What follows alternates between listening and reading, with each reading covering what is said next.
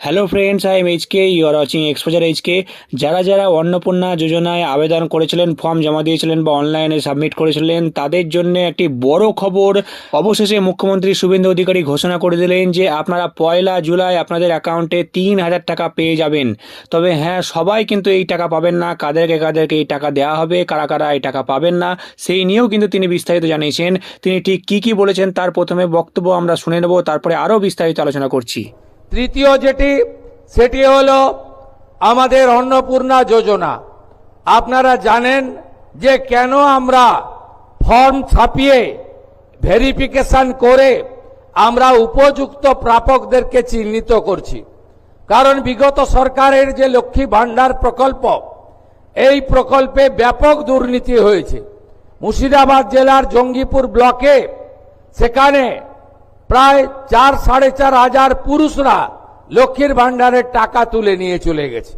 কৃষ্ণনগর 2 নম্বর ব্লকে নদিয়া জেলায় একটা অঞ্চলে 173 জন পুরুষ লক্ষ্মীর ভাণ্ডারের টাকা তুলেছে।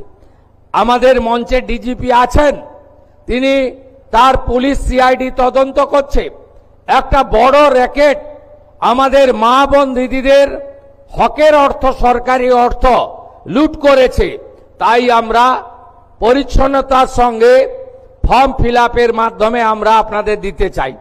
আমরা দিতে চাই তাদের যারা সরকার বা সরকার পোষিত বা প্রাইভেট স্কুল যেখানে সরকার অনুমোদিত, সেই স্কুলে আপনাদের বাচ্চাদেরকে পড়াশোনা আপনারা করান।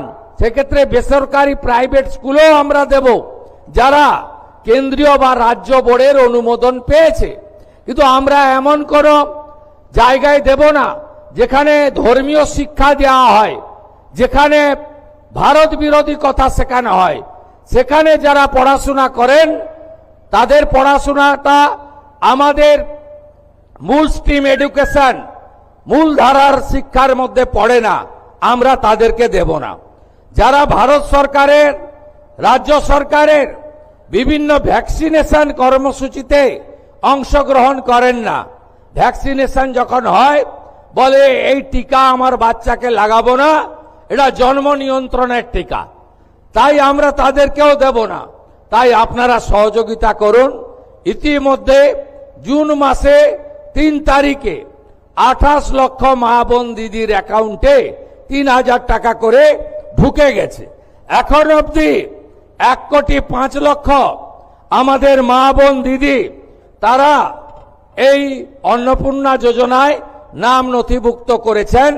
তাদের ভেরিফিকেশন কমপ্লিট করে আমরা পোর্টালে আপলোড করে দিয়েছি এবং এরা আগামী 1 জুলাই তারা এই জুন মাসের 3,000 করে টাকা অ্যাকাউন্টেও পেয়ে যাবেন, ঢুকে যাবে।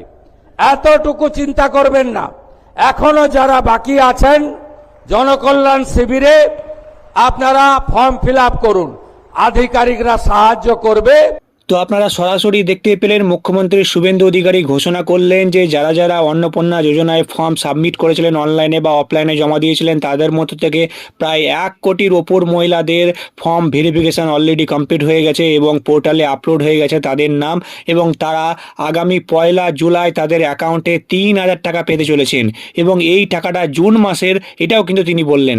তাহলে জুলাই মাসের টাকা কবে দেওয়া হবে সেটাও এখন দেখার। তার সঙ্গে তিনি কিন্তু এটাও ঘোষণা করলেন যে যারা যারা তাদের ছেলে মেয়েদেরকে সরকারি অনুমোদিত কোনো স্কুলে পড়াশোনা করায় না, তো সেক্ষেত্রে তারা কিন্তু এই অন্নপূর্ণা যোজনার টাকা পাবে না। তার সঙ্গে যারা যারা তাদের ছেলে মেয়েদেরকে সরকারি ভ্যাকসিনও দেওয়ায় না, সেক্ষেত্রেও কিন্তু তারা এই অন্নপূর্ণা যোজনার টাকা পাবেন না, এমনটাই কিন্তু তিনি ঘোষণা করলেন। তো আপনারা কবে ফর্ম জমা দিয়েছেন অবশ্যই কমেন্ট সেকশনে কমেন্ট করে জানাবেন। ভিডিওটি ভালো লাগলে অবশ্যই একটা লাইক করবেন। সবার সুবিধার্থে ভিডিওটি সবাইকে শেয়ার করে দিন যাতে করে সবাই জানতে পারে। আর চ্যানেলে নতুন হলে চ্যানেলটাকে সাবস্ক্রাইব করতে ভুলবেন না। আবার আসছে একটা নতুন বড় আপডেট নিয়ে।